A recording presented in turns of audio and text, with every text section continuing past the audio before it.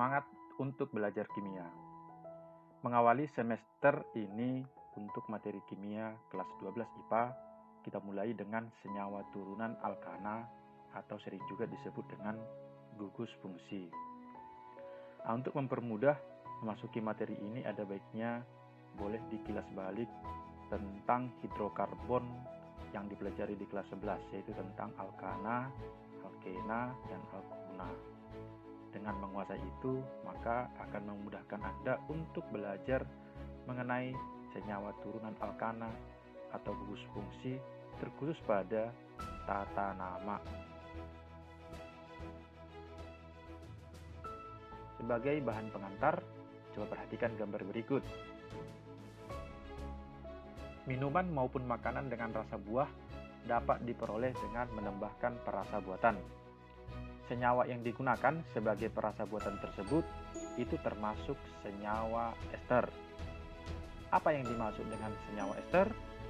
Lalu, makanan kemasan yang dijual di pasaran biasanya memiliki masa berlaku yang cukup lama. Ini terjadi karena adanya bahan pengawet yang ditambahkan ke dalamnya. Senyawa yang digunakan dapat berupa senyawa aldehid. Apakah yang dimaksud dengan aldehid? Jadi diharapkan setelah belajar senyawa turunan alkana atau gugus fungsi ini secara keseluruhan, maka pertanyaan-pertanyaan itu akan terjawab sendiri. Adapun yang akan kita pelajari pada pertemuan pertama senyawa turunan alkana ini adalah meliputi yang pertama, pengertian senyawa turunan alkana, yaitu mengapa disebut turunan alkana, lalu apa itu definisi gugus fungsi. Berikutnya nanti jenis-jenis senyawa turunan alkana. Itu meliputi rumus umum dan rumus struktur. Lalu yang terakhir, kita memasuki senyawa turunan alkana yang pertama, yaitu haloalkana.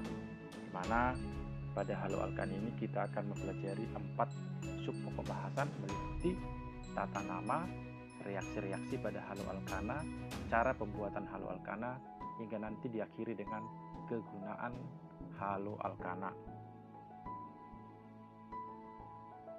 Kita mulai dari yang pertama, definisi senyawa turunan alkana. Alkana merupakan senyawa hidrokarbon alifatik jenuh. Masih ingat arti alifatik jenuh ya? Kalau jenuh berarti berikatan tunggal. Senyawa turunan alkana merupakan senyawa yang dianggap berasal dari alkana, di mana salah satu atau beberapa atom hidrogennya digantikan oleh atom atau gugus atom atau kelompok atom tertentu. Gugus pengganti inilah yang disebut nantinya sebagai gugus fungsi. Masing-masing gugus fungsi akan memberikan ciri khas pada sifat fisik maupun sifat kimia pada senyawa-senyawa yang memiliki gugus tersebut. Langsung ke contoh, misalnya CH4. Jadi pada CH4 ini, maka turunan senyawa alkana pada CH4 cukup dengan mengganti salah satu atau beberapa atom hanya. Misalkan yang kita ganti satu ya, atom hanya kita ganti dengan Cl. Lalu boleh juga kita ganti dengan OH. Lalu berikutnya kita ganti dengan COOH. Yang ini yang disebut dengan turunan alkana. Jadi satu atom H atau lebih nantinya dari alkana, ini alkana, itu diganti dengan atom kelompok atom. Ini. Jadi yang bertanda merah, ini yang bertanda merah, inilah nantinya yang disebut dengan gugus fungsi. Jadi gugus fungsi ini akan menjadi penentu sifat dari senyawa turunan alkana tersebut. Untuk CH4 ini diberi nama metana, turunan yang pertama itu klorometana, baru berikutnya metanol, asam etanoat. Untuk nama gugus fungsinya, klorometana itu termasuk kelompok gugus fungsi haloalkana, sedangkan metanol termasuk kelompok gugus fungsi alkohol atau alkanol, dan yang terakhir ada asam alkanoat atau asam karboksilat. Berikut adalah beberapa gugus fungsi senyawa karbon yang akan kita pelajari nantinya selama belajar senyawa turunan alkana. Jadi ada gugus fungsi yang pertama, ini haloalkana. Jadi rumus umumnya RX. Ini haloalkana, jadi nama lazim. Ada nama IUPAC, ada nama lazim. Ini ada OH, Ini tadi yang kita sebut dengan alkohol. Bikin seterusnya sampai nanti ada alkil alkanoat, yang kita sebut dengan ester dengan nama lazimnya. Atau boleh juga ada nanti tambahan yang disebut dengan amina dan amida. Di mana R adalah gugus alkil dengan rumus CnH2n tambah 1. Jadi gugus alkil ini sama dengan gugus alkil yang pernah kita pelajari di senyawa karbon yang di kelas 11 sebelumnya ya. Oke, kita mulai dari gugus fungsi yang pertama adalah haloalkana. Jadi pada pertemuan kali ini kita hanya belajar gugus fungsi haloalkana. Jadi gugus fungsi yang lain itu akan menyusul di pertemuan atau di edisi berikutnya. Haloalkana adalah senyawa turunan dari senyawa alkana dengan satu atau lebih atom H diganti dengan unsur halogen. Masih ingatkah unsur halogen? Nah, di mana rumus umumnya adalah Rx. Di mana X itu meliputi F, Cl, Bri, halogen ya, fluor, klor, brom, iod. Jadi yang kita pelajari di haloalkana ini kita bagi menjadi beberapa subbab seperti yang ada pada daftar isi tadi. Ada tata nama, sifat-sifat, isomer, kegunaan, pembuatan. Tata nama haloalkana. Yang pertama nama trivial atau nama lazim.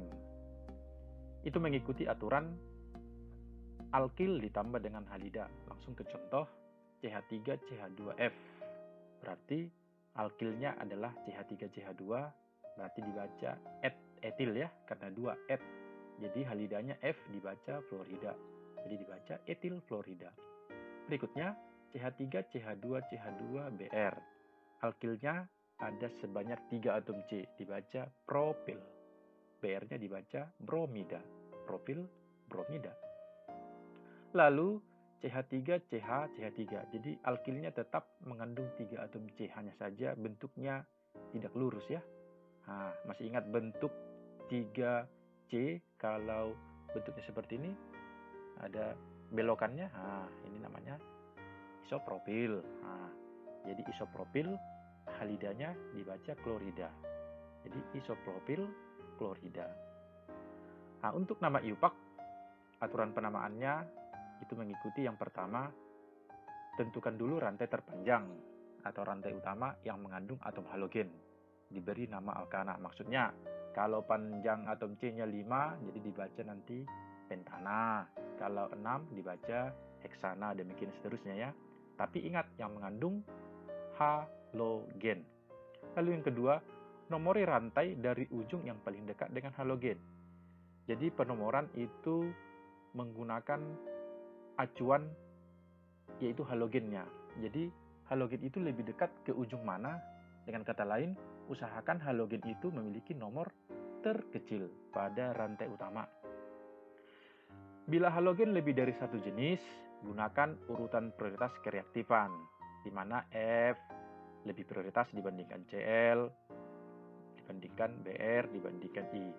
Jadi dibaca nanti halo, jadi fluoro, kloro, bromo, iodo. Sedangkan bila halogen sejenis lebih dari satu, maka kita tinggal gunakan awalan di, tri, dan seterusnya. Maksudnya, kalau misalnya dalam rantai utama nanti ada 2F, berarti dibaca di fluoro, demikian ya. Lalu berikutnya tentukan alkil bila ada, lalu tulis nama rantai. Dengan urutan nomor alkil, nomor halogennya maksudnya, ditambah halo, ditambah dengan alkana. Jadi untuk alkil dengan halogen, ini boleh diurutkan saja sesuai abjadnya ya. Jadi boleh nanti ada kalanya halonya duluan baru alkil, atau boleh alkilnya duluan baru halo. Itu tak masalah. Oke, langsung ke contoh. Misalkan CH3, CH2, CH2Cl. Jadi rantai terpanjangnya ada 3. Ini ya. Kalau penomoran sudah pasti dari kanannya karena lebih dekat ke Cl-nya.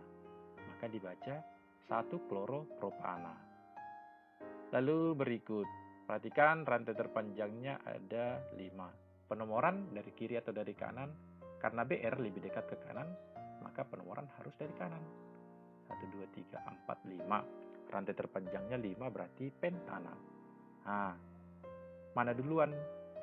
Br atau CH3? Kalau abjadnya kan Br itu bromo, CH3 itu metil, maka dibaca 2 bromo 4 metil pentana. Lalu contoh ketiga, ini rantai yang lebih panjang. Nah, rantai terpanjangnya jadinya 1, 2, 3, 4, 5, 6, 7 ya. Nah, penomoran. Ini ada 2 halogen. Jadi prioritas yang mana tadi? Harus kita prioritaskan yang F. F lebih prioritas dari Cl. Maka penomorannya kita mulai dari kanan. Nah, mana duluan pembacaannya, F atau Cl? Nah, ingat tadi, gunakan urutan kereaktifan atau urutan abjad. Jadi dibaca jadi 3 fluoro, 4 kloro, 6 metil heptana. Jadi nantinya kalau ada menggunakan duluan kloronya lebih dulu, itu nggak masalah ya. Mungkin penulisan kloronya itu berasal dari kata C, chloro ya. Jadi boleh juga. Jadi boleh juga nanti namanya 4 chloro, 3 fluoro, 6 metil heptana. Jadi itu tak jadi masalah ya. Sifat haloalkana. Yang pertama sifat fisis. Atom halogen lebih berat dibandingkan dengan atom karbon dan atom hidrogen. Kenaikan bobot molekul hidrokarbon itu disebabkan oleh berat atom halogen yang disubstitusikan ke dalam molekul hidrokarbon tersebut. Hal itulah yang mengakibatkan kenaikan titik didih dalam deret senyawa karbon. Berikutnya adalah haloalkana sukar larut dalam air. Haloalkana suku rendah berwujud gas, suku tinggi berwujud cair hingga padat. Sementara sifat kimianya meliputi haloalkana dapat mengalami reaksi eliminasi dan reaksi substitusi. Haloalkana dapat juga digunakan sebagai zat perantara untuk mengubah bahan baku alkana menjadi berbagai macam golongan senyawa organik lainnya. Haloalkana dapat mengalami reaksi dengan logam magnesium, natrium, natrium alkoholat, KOH, AgOH, KCN, dan AgNO2 serta reaksi reduksi dan reaksi hidrolisis. Sementara isomer haloalkana itu dapat berupa isomer kerangka, di mana isomer kerangka terjadi pada senyawa-senyawa yang memiliki rumus molekul dan gugus fungsinya sama, tetapi kerangka rantai induknya berbeda. Contohnya berikut ya. Jadi ini termasuk isomer kerangka pada haloalkana. Jadi yang namanya isomer kerangka, rantai utamanya harus berbeda. Ini rantai utamanya butana, ini rantai utamanya propana. Nah, jadi isomer itu rumus kimianya harus sama. Jadi ini C-nya ada 4, ini juga C-nya ada 4. Hanya ini ada, kalau kita hitung 6, 9 ya. Ini ya. Ini juga hanya ada 9 Cl-nya. Jadi sama rumusnya ya. Jadi membedakan struktur itu dalam bentuk rantai utama. Itu kalau isomer kerangka. Lalu isomer haloalkana yang berikutnya ada disebut dengan isomer posisi. Kalau posisi berarti tentang peletakan. Isomer posisi terjadi pada senyawa-senyawa yang memiliki rumus molekul sama, gugus fungsi sama, dan kerangka yang sama, tetapi letak atau posisi gugus fungsinya berbeda. Jadi pada isomer posisi rantai utamanya harus sama. Jadi yang berbeda adalah nomor. Nah, berikut adalah contohnya 1 kloropropana, ini 2 kloropropana. Rantai utama sama-sama propana. Yang membedakan adalah posisi kloronya atau posisi halogennya. Ini posisi 1, ini posisi 2. Itu makanya disebut dengan isomer posisi ya. Berikutnya pembuatan haloalkana. Itu dapat diperoleh dengan yang pertama reaksi substitusi alkana. Pada reaksi ini atom H dari alkana akan disubstitusikan oleh atom halogen. Contohnya ini CH4 ditambah dengan Cl2, jadi satu atom H diganti aja dengan Cl. Jadinya CH3Cl ditambah dengan HCl. Ini haloalkananya diberi nama klorometana karena C-nya 1 metana ya. Lalu pembuatan haloalkana yang berikutnya adalah reaksi substitusi alkohol. Nah, pada reaksi ini digunakan pereaksi asam halida dan hanya dapat menghasilkan senyawa monohaloalkana atau monohalida. Jadi hanya satu halogen yang ditukarkan. Misalkan, ini contohnya CH3 CH2OH. Nah, ini adalah gugus fungsi OH, berarti termasuk senyawa alkohol ya. Sehingga tadi gugus fungsi yang ada OH-nya berarti alkohol. Ditambah dengan HCl. Maka substitusinya adalah OH ini diganti dengan halogen. Jadi OH-nya bergabung dengan H membentuk H2O. Maka dihasilkan kloroetana. Jadi terjadi peristiwa substitusi. Berikutnya adalah reaksi adisi alkena. Nah, pada reaksi ini jika alkena diadisi memakai halogen akan terbentuk senyawa dihaloalkana. Nah, jadi ini alkena ditambah dengan Br2. Jadi yang pertama putus. Ingat, adisi artinya putus. Jadi ketika putus maka atom Br-nya akan masuk ke masing-masing atom C rangkapnya. Dibaca 1,2 dibromoetana. Ini maksudnya dihaloalkana ya. Dan ada juga sebenarnya reaksi antara alkena dengan asam halida ya. Itu menggunakan prinsip Markovnikov. Masih ingat ya? Markovnikov. Nah, berikutnya kita lanjut ke kegunaan haloalkana. Yang pertama adalah kloroform.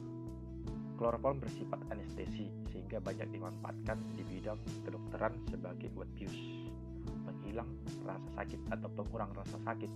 Itu anestesi ya. Lalu iodoform. CHI3. Iodoform merupakan kristal berwarna kuning dan berbau khas, digunakan di bidang kedokteran sebagai antiseptik atau biasa dikenal dengan obat merah ya. Contohnya pada betadin boleh juga. Lalu karbon tetraklorida CCl4. Dalam rumah tangga, CCl4 digunakan untuk menghilangkan noda minyak atau lemak yang menempel pada pakaian. Dahulu CCl4 juga banyak digunakan sebagai bahan pemadam kebakaran atau extinguisher serta pelarut lemak, lilin, damar, dan protein. Berikutnya freon. Freon banyak digunakan untuk keperluan-keperluan berikut seperti pelarut lemak, minyak, dan damar, bahan pendingin pada freezer, dan AC karena mempunyai titik didih negatif 30 derajat Celcius. Wow, sangat kecil ya, sangat rendah. Berikutnya sebagai aerosol pada hairspray dan body spray. Dan untuk pertemuan pertama kali ini pada pokok bahasan senyawa turunan alkana. Kita lanjut dengan latihan soal. Coba perhatikan soal berikut. Jadi dilatih ini untuk memantapkan pemahaman Anda mengenai setidaknya mengenal gugus fungsi dulu. Lalu yang kedua itu pada haloalkana. Jadi itu dulu untuk pertemuan pertama.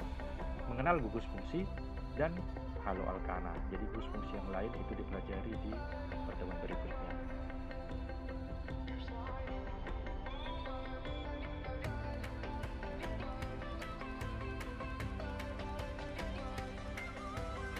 Oke, baiklah. Demikian untuk pertemuan kali ini. Terima kasih. Semoga bermanfaat. Kiranya siapapun yang bergabung menyaksikan channel ini, semoga merasakan manfaatnya, berkesehatan sehat, kuat, bersemangat, dan bercita-cita. Semangat pagi, semangat untuk belajar kimia.